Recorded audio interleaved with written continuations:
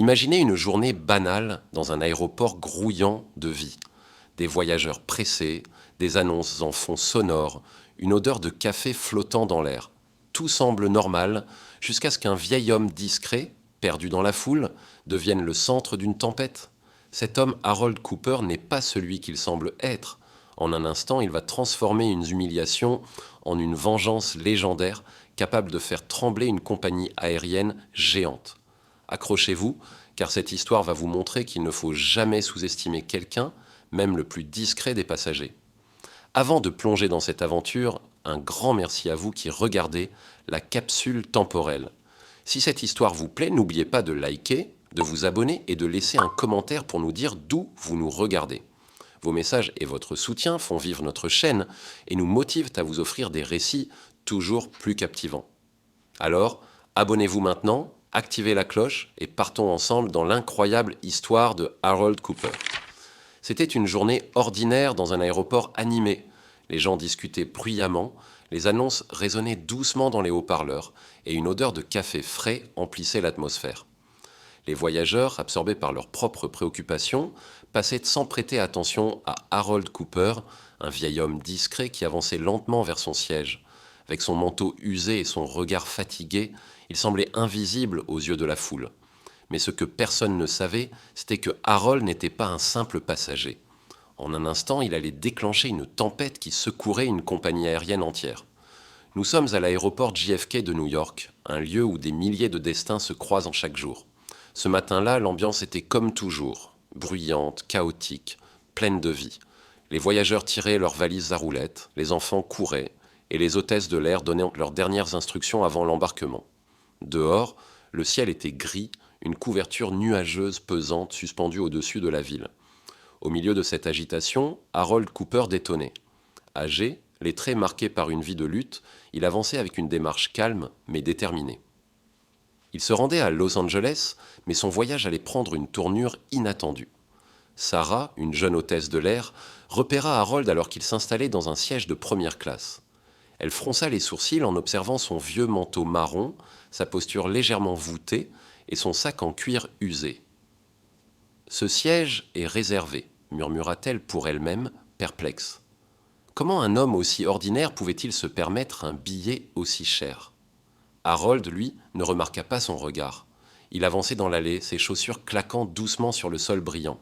Chaque pas était mesuré, ses yeux fixés droit devant, comme s'il savait exactement où il allait et pourquoi. Une fois assis, Harold ferma les yeux un instant, relâchant un soupir discret. Il semblait épuisé, mais un léger sourire flottait sur ses lèvres, comme s'il savourait un secret que personne d'autre ne connaissait. Autour de lui, les murmures commencèrent à se propager parmi les autres passagers de première classe. Un homme d'affaires, en costume élégant, un café à la main, haussa un sourcil en regardant Harold. « Il a dû acheter ce siège pour plaisanter », chuchota-t-il à la femme assise à côté de lui, une avocate en tailleur chic. Tous deux rirent doucement, convaincus que Harold n'avait rien à faire dans cet espace réservé aux privilégiés. Mais Harold restait impassible, ignorant leurs regards méprisants. Il n'était pas là pour prouver quoi que ce soit, pas encore.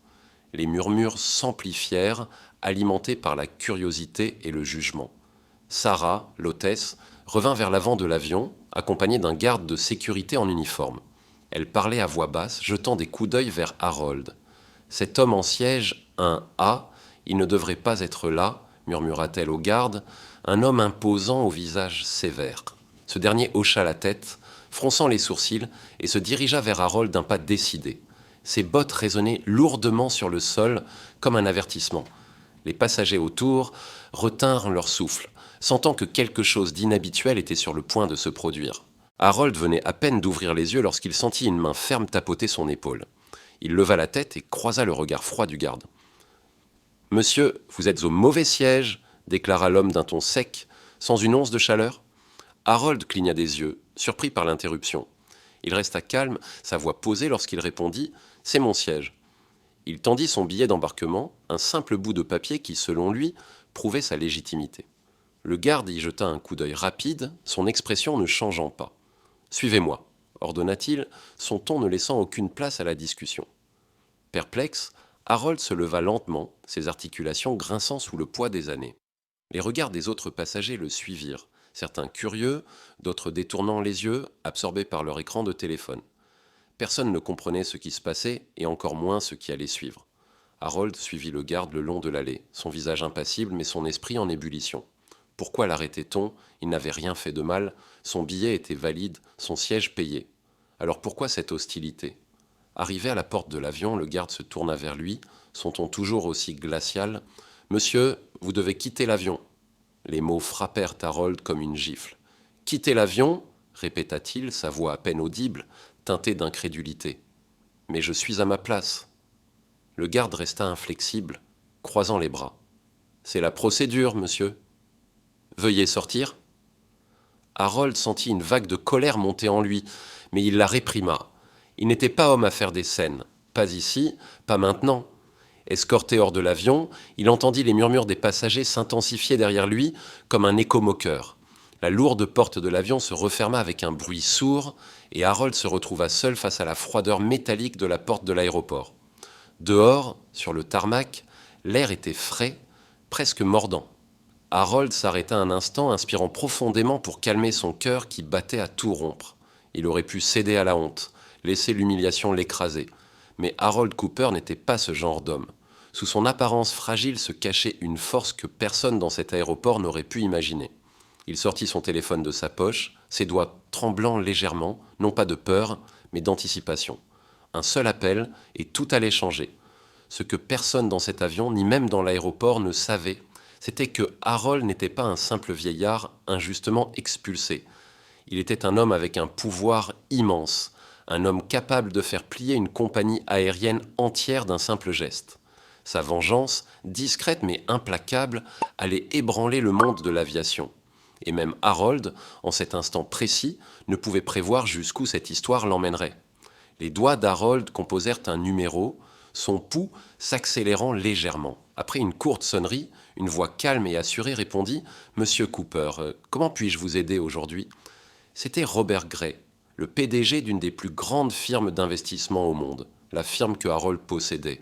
À cet instant, le monde sembla s'arrêter. Les bruits de l'aéroport, les rires moqueurs, l'humiliation cuisante, tout s'effaça.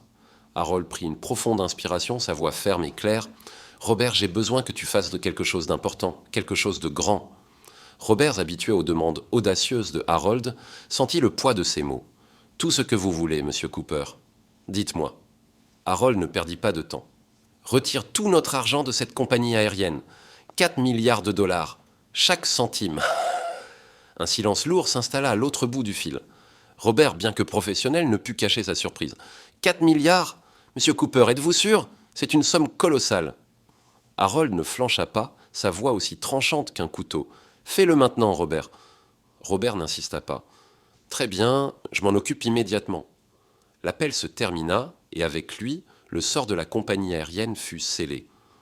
Harold resta immobile un moment, le téléphone toujours dans la main, ressentant le poids de sa décision.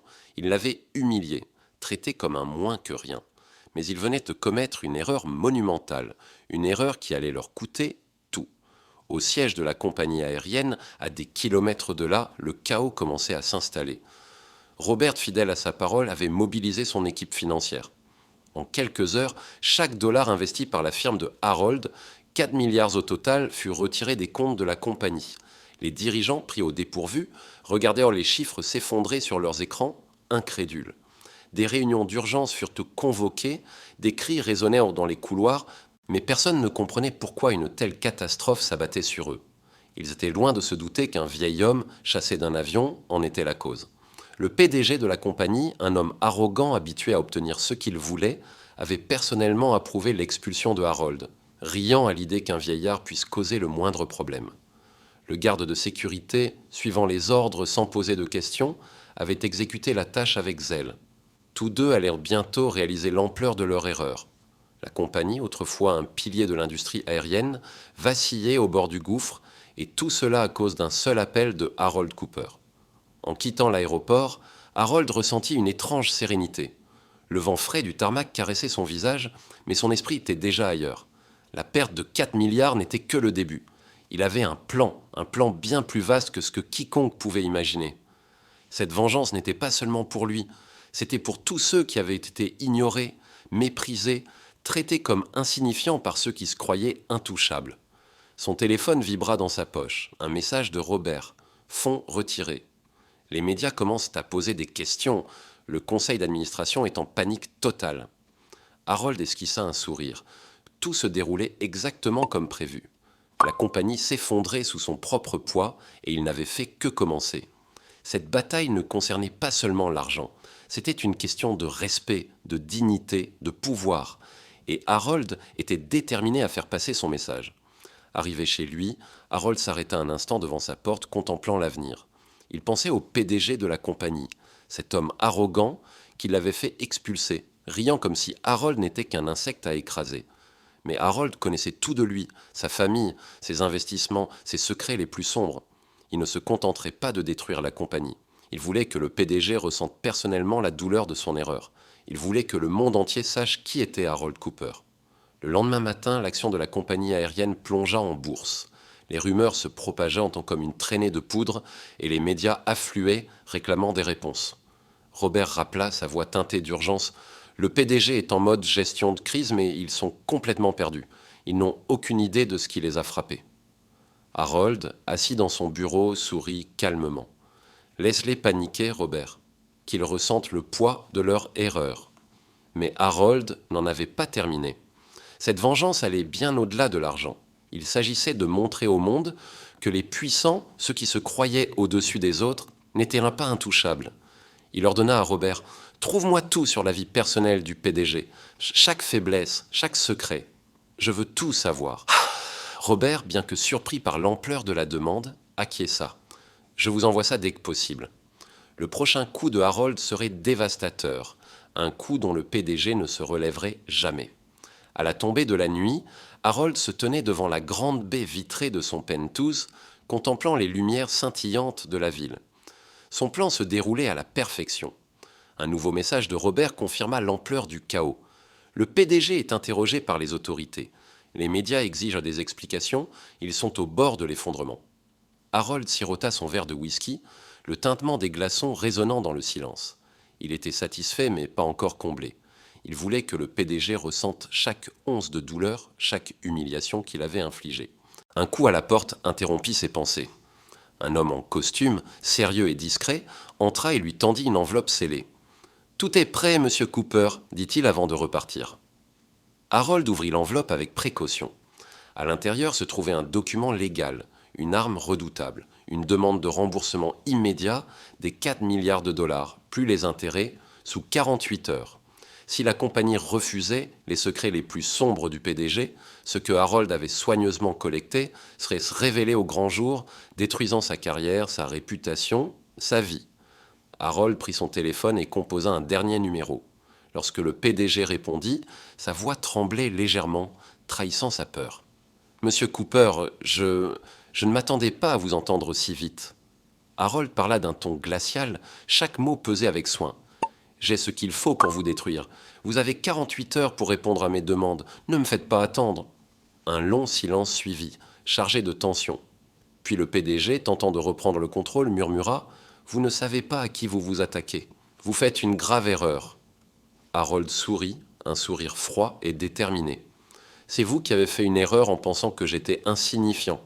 Vous allez découvrir à quel point vous aviez tort. » La ligne se coupa. Harold posa son téléphone, un sentiment de triomphe l'envahissant. Le dernier acte de sa vengeance se mettait en place, et il savait qu'il avait déjà gagné. Assis dans son fauteuil, Harold laissa son regard se perdre dans l'horizon. Le monde entier saurait bientôt qu'il ne fallait jamais sous-estimer Harold Cooper. Cette histoire n'était pas seulement une question d'argent ou de pouvoir, c'était une question d'héritage. Et l'héritage de Harold, forgé dans l'humiliation et la revanche, serait gravé dans les mémoires pour toujours.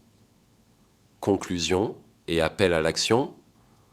Et voilà l'histoire incroyable de Harold Cooper, un homme qui a transformé une injustice en une leçon inoubliable. Qu'en pensez-vous? Laissez-nous vos impressions dans les commentaires et dites-nous d'où vous regardez la capsule temporelle.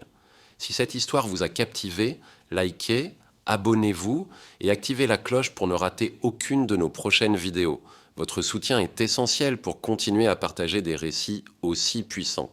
Merci à tous et à très bientôt pour une nouvelle aventure sur la capsule temporelle.